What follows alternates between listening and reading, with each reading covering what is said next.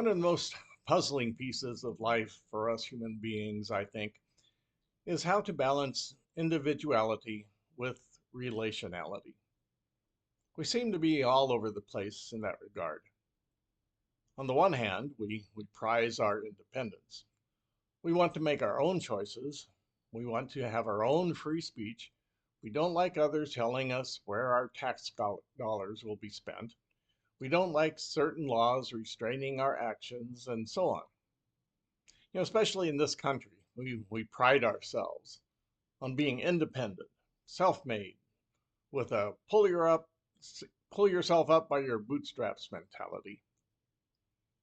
Now, on the other hand, we can sometimes easily give in to what's called groupthink mentality. We can attach ourselves to some group or some religion or some philosophy or some political party and blindly follow the herd like sheep, sacrificing our individuality. Now, as with most things in life, finding some middle ground between these two extremes is necessary for a satisfying, productive life. And there are ways to work towards this balance, if we want. One thing that's required in that regard is a true understanding that everything is connected. Now, for some reason, many of us don't grasp the tremendous ramifications of this truth. But examples of it are everywhere. There are many examples in nature. And one example, at one point in a certain area of Colorado, wolves were removed because they were killing farmers' livestock. Now, this removed the only predators that hunted the elk in the area. Well, the elk overmultiplied, and since they needed more food for the more elk, they started eating all the aspen tree seedlings and not letting any of them get to adulthood.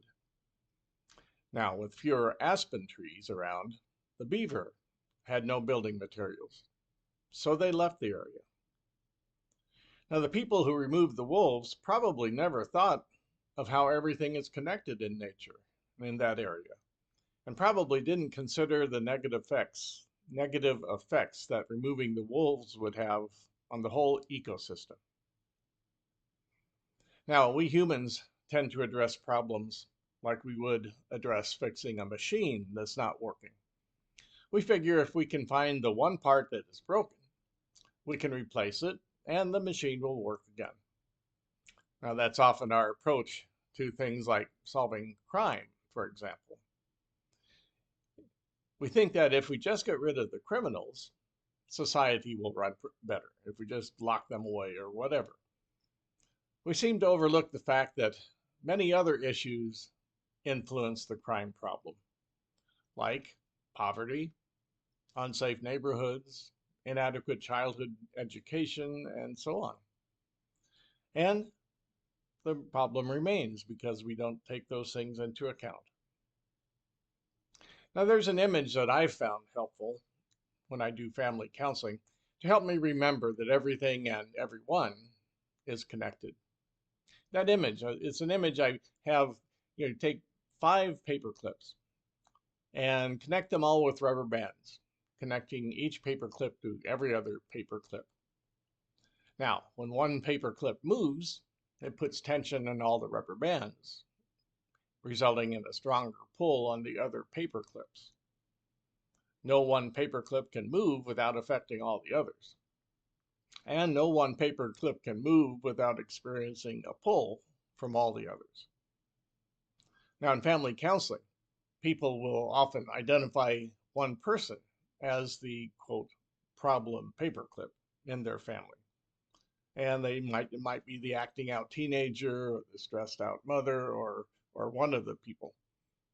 And they want that person fixed or cured or whatever the word they use, thinking that that will solve the problem. But there are all kinds of other issues involved in the web of relationships that need to be addressed if that family is to reach some kind of balance. Now, a good therapist needs to keep this in mind in order to provide true help to the family.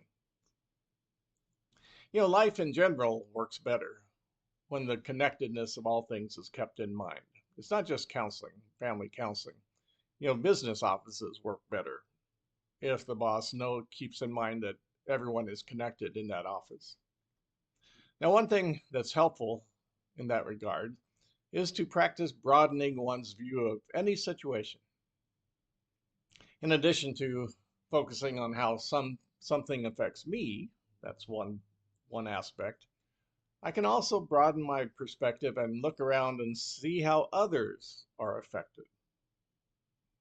Who are the stakeholders in the situation that I'm looking at? That's a good question to ask. Who are they?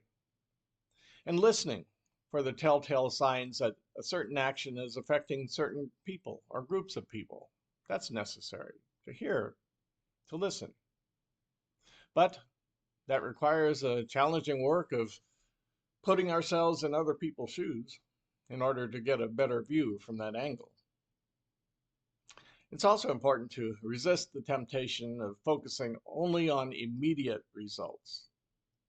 The long-term ramifications of anything we do has to be part of the equation for our actions to yield good results.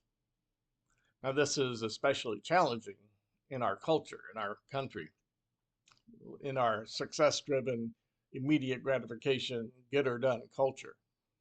We want instant results. Now, this idea of interconnectedness is not new. It's been around forever. St. Paul, in his first letter to the Corinthians, compares the human community to a body with all the different parts, the eye, the ear, the hand, and so on. And he says all are needed and all depend on each other. And the action of each affects all the others, and none is more important than the others. Now, Jesus uses the image of the vine and the branches to teach the lesson of the interconnectedness of the human family. We're all part of the same vine, and we all affect each other. Now, we do much better as a human family if we remember we all are connected and have something to contribute to making the world a better place. The saying, 2 heads are better than one, still applies. If we work all together, we can get things done. And a more ominous way of saying that, but one that is no less true, is united we stand, divided we fall. Now, we can't escape being inextricably bound together as human beings. It's just a fact. We either accept the fact and use it to make our lives better, or we ignore the fact and we continue battling the same old problems over and over and over again. The choice is up to us.